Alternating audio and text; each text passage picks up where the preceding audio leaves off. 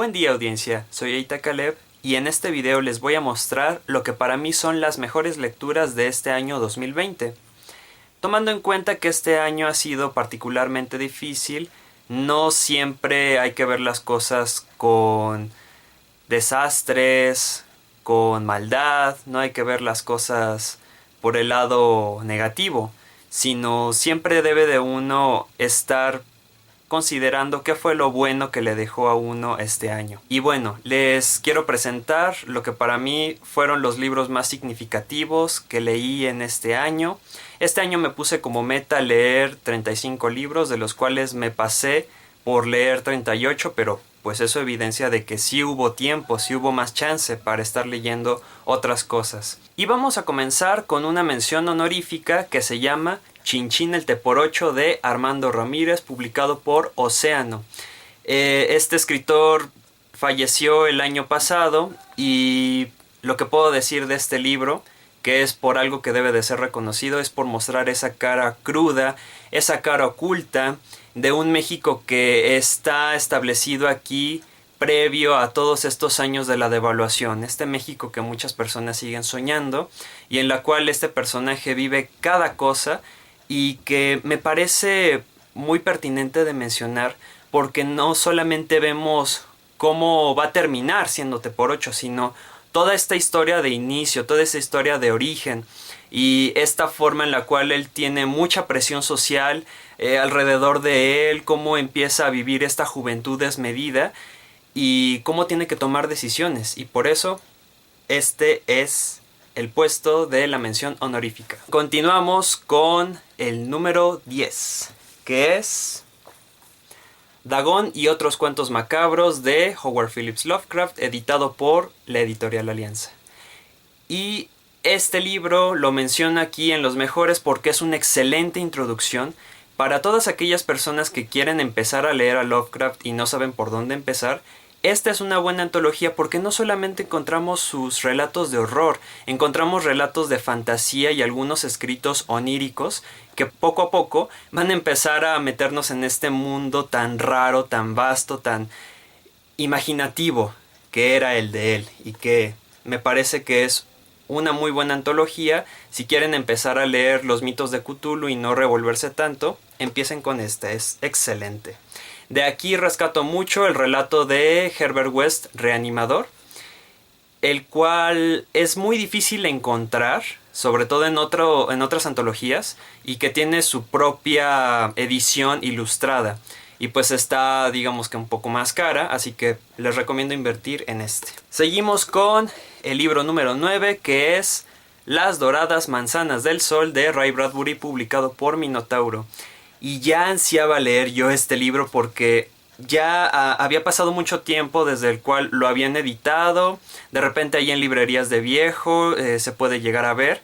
Y es muy padre y es muy buena elección que Minotauro empiece a reeditar los clásicos. Porque en esta antología vemos cómo el tema central de la fantasía y de la ciencia ficción que maneja Ray Bradbury se combina con esta nostalgia, con esta inquietud, este desasosiego personal y sobre todo la soledad.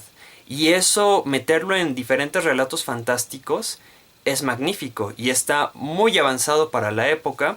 De aquí rescato mucho, varios cuentos. Posiblemente ahorita ya esté olvidando varios títulos porque sí lo leí hace mucho. El sonido de un trueno, El niño invisible. ¿Qué otro podría ser? Hay un relato de un sujeto que está caminando en la calle y que podría pasar como una pieza, como el caso de Shirley Jackson, pero termina muy bien. Diferentes relatos. No les quiero hacer más spoilers, así que consíganselo, léanlo porque de verdad vale mucho la pena. Compartiendo el puesto número 8, debo de mencionar a dos mangas que me encantaron y que pues vaya, hacía mucho tiempo que yo no leía mangas, que yo creo que el último había sido Deadman Wonderland. Fue Uzumaki. Y fue muy padre encontrar que están editando mucho a este autor, que seguramente ustedes conocen, que se llama Junji Ito. Y claro, me encantó Black Paradox. Además de la portada y además de estas ilustraciones a las cuales nos tiene acostumbrado Junji Ito, y qué bueno que lo rescata siempre Panini, es una historia que tuerce la fantasía y la ciencia ficción, porque así como empieza, uno esperaría que terminara, que es este grupo de personas que se conocen en esta especie de club suicida, y dice uno, ya sabemos cómo va a acabar.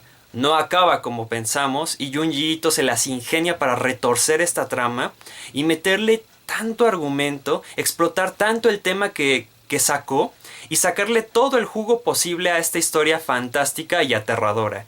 Y esto es digno de mencionar. Y por otro lado, también compartiendo el 8º puesto, tenemos a Ghost in the Shell de Shiro Masamune, también editado por Panini. Y si ustedes conocen la película, y ya que está muy de moda el tema de Cyberpunk por el lado bueno, no por el lado malo, porque ya sabemos qué fue lo que pasó, este manga, este volumen, me parece que recoge excelentes conceptos de lo que es la aviónica, de lo que también es la inteligencia artificial, y para el tiempo en el que fue escrito fue muy avanzado todo lo que está contenido aquí, donde seguimos al personaje de esta teniente Motoko, que se encarga de desenmascarar a diferentes criminales que están lucrando con la tecnología y que pues empiezan a inmiscuirse con cosas que van más allá de lo que es la simple máquina. Así que hasta ahí se los dejo, porque esto sí merece una reseña más a profundidad, pero si pueden consíganselo, porque es una muy buena recopilación de los primeros tomos. Tengo entendido que los segundos no están tan buenos, pero este vale mucho la pena. Continuamos con el 7º puesto, que me dejó...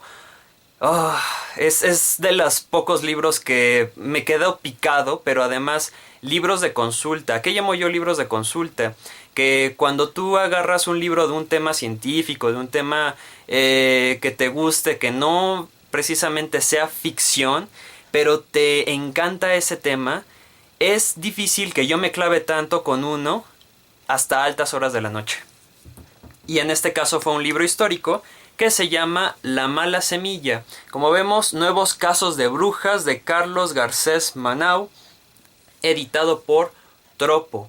Y más allá de la bellísima portada, lo que viene aquí es un compendio de casos comprobados, reales, que se suscitaron alrededor de la figura de la brujería. O sea, tenemos aquí los casos de las brujas de Zugarramurdi, allá en España. La mayoría de los casos son de España, pero también desmitifica varias cosas que se piensan sobre las brujas, sobre estos testimonios a los cuales estamos más acostumbrados por las brujas de Salem. Y la visión europea que hay en este libro sobre cómo son las brujas, cómo son los ritos, a qué le pueden llamar las eras de Tolosa, que ahí se los dejo de tarea para que lo investiguen, es excelente, es horripilante, y hay casos que son escalofriantes. Lo único que podría haber de particular de este libro es que a veces menciona mucho estas cosas de geográficas, sociales, está para dar contexto, pero a veces siento que hay mucho dato y poco testimonio. Aún así, es excelente lectura. Y seguimos con el 6º puesto, que es Siempre Alice, de Lisa Genova o Genova, publicado por Ediciones B, donde nos va a hablar del tema del Alzheimer y cómo una profesora de psicología empieza a tener estos síntomas, no sabe cómo comportarse, y es un profundo ensayo, bueno, en el sentido de la palabra ensayo psicológico, esta muestra de talento literario que nos permite ver cómo es la mente de alguien que no quiere olvidar, que quiere quedarse con todos sus recuerdos, pero sabe que algún día los va a perder, y cómo empezar a vivir cada día, cómo empezar a obtener estos recuerdos diarios, también con ayuda de su familia, por supuesto, y hacerse a la idea de que algún día los va a tener que perder. Es descorazonador, es sí melodramático, es muy muy triste, pero es encantador. es encantador porque vemos también cómo es este colapso mental, este colapso corporal, este abandono, y cómo también la familia, pese a que la ayuda, tendrá que enfrentar esta nueva normalidad. Así que muy buen libro. En el quinto puesto tenemos a Oculta en la sombra de Vanessa Savage, publicado por Alianza de Novelas. Y esta novela se pinta mucho como un thriller psicológico que puede estar tocando un poco el terror en ocasiones. Y es lo bueno que tiene esto. Es una tensión constante. Las páginas se van como agua. Es esta situación de estos personajes en los cuales no sabemos si confiar a pesar de que sea una familia. Hay fantasmas, no hay fantasmas, hay uno involucrado, hay un grupo. Nadie más lo va a saber hasta que lea Oculta en la sombra. La historia trata sobre una familia que se traslada a una casa que antes fue lugar de una masacre familiar, curiosamente, pero esta familia ya viene destruida, ya viene con problemas, y hay que ver cómo se van a empezar a relacionar entre ellos cuando la mamá empiece a tener ciertas conductas extrañas y trate de proteger a sus hijos. Así que igual, muy buena, muy recomendada. Y si quieren leer thriller o empezar a leer thriller psicológico, esta es una muy buena opción. Seguido de ello, vamos con el cuarto puesto, que es El laberinto del fauno de Guillermo del Toro y Cornelia Funke, publicado por Alfaguara. Y esto es lo que ocurre cuando el cineasta sí se involucra, cuando es algo que sí le gusta, porque con esta novela, estas dos mentes fantásticas se unen y traen a la vida toda la mitología, todo el mundo que ya han construido en la película homónima, la película del mismo título, y lo diversifican y le meten más conceptos de magia y le dan una razón del porqué de varias escenas, le dan un trasfondo psicológico a los protagonistas y antagonistas, y a todo este movimiento de la Guerra Civil Española este toque mágico, este toque del por qué estamos enfrentándonos a una situación difícil a través de la fantasía. Y lo considero uno de los mejores trabajos y algo que no se debe de perder de vista. Siguiendo con el tercer puesto, tengo a 22-11-63 de Stephen King, publicado por De Bolsillo. Y vaya que yo tenía mis dudas respecto a la novela porque, les seré honesto, el grosor es un poco un poco temerario, es un poco pesadito, ¿no? Sin embargo, debo de decir que esta novela se lee rápido, se lee tranquilito, es deliciosa. Stephen King escribiendo sobre ciencia ficción, un thriller político al mismo tiempo, y los toques de horror que lo caracterizan.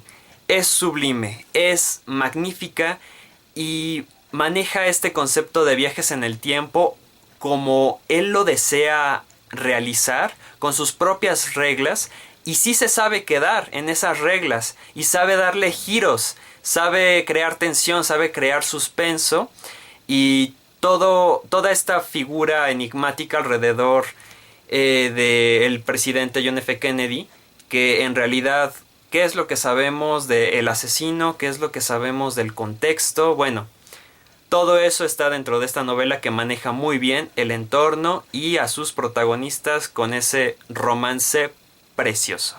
Vamos con el segundo puesto, que es Falsa Identidad de Sarah Waters, publicado por Anagrama. Y yo espero que reeditado después en la colección, si llegan a escucharme, por favor, Anagrama, tienen que reeditar esta novela, porque tenemos esta forma de narrar historias de suspenso, pero ahora le añadimos el entorno victoriano, le añadimos protagonistas que son de novela picaresca, esta trama de suspenso aderezada con varios giros, donde no solamente vemos una mansión, sino que vemos los alrededores de Inglaterra, qué es lo que sucede cuando tenemos a impostores, cuando tenemos esta red de mentiras donde nadie parece ser quien dice que es, y por supuesto, este erotismo magnífico, este erotismo sublime, y del cual ya se había realizado una adaptación y ya tiene reseña en el canal también, que me parece una joya que no debe pasarse por alto. Y finalmente estamos en el primer puesto, y en el primer puesto hay un empate porque estas dos novelas manejan el tema de la violencia de una manera magnífica, de una manera que uno no esperaría que se manejara, cada una en diferente periodo siendo escrita, pero aún así hablando de lo peor de la psique humana, de lo que se esconde detrás de una falsa sonrisa, detrás de esta fachada en la cual se pretende esconderse todo lo que uno desearía hacer, todo el mal que se lleva adentro, y que viviendo en un país donde la violencia es tema de todos los días, no debería de pasar desapercibido, debería de leerse. Y curiosamente, tal como fue de destructivo este 2020, estas dos novelas destruyen. Así que tenemos por un lado a American Psycho de Bret Easton Ellis, publicado por De Bolsillo, donde vemos a este ejecutivo que mentalmente tiene estas fantasías, estos deseos de matar, esta falta de identidad, y es esta búsqueda de pretender ser alguien más. Y todo esto con estas escenas de terror escatológicas, tal vez por momentos muy descriptivas. Esto está lleno de gore, por supuesto, y muy creativo este gore. Esto es destructivo, definitivamente. Y claro, la sorpresa, una sorpresa de este 2020, Temporada de Huracanes de Fernanda Melchor, publicado por Mondadori. ¿Qué les puedo decir de esta novela que no haya dicho antes? Es visceral, es malvada, es maligna, es especialmente tremenda. Y no por algo gana premio Anna Seghers 2019. Yo creo que es de esas novelas que dejan todavía qué pensar después de leerse. Si se tiene esta situación en un pueblo rural, así de México, donde estos protagonistas conviven y están relacionados con el asesinato de la llamada bruja. Y cuáles son las causas, cuáles son las consecuencias que esto conlleva. Todo viene aquí, y esto hay que leerlo con cuidado y hay que ponerle mucha atención. Y sin más que decir, a todos les deseo un muy feliz 2021, que esté lleno de mucho éxito, de mucha buena vibra y que sea mucho mejor que este año. Por lo tanto, nos vemos en el siguiente video de 2021.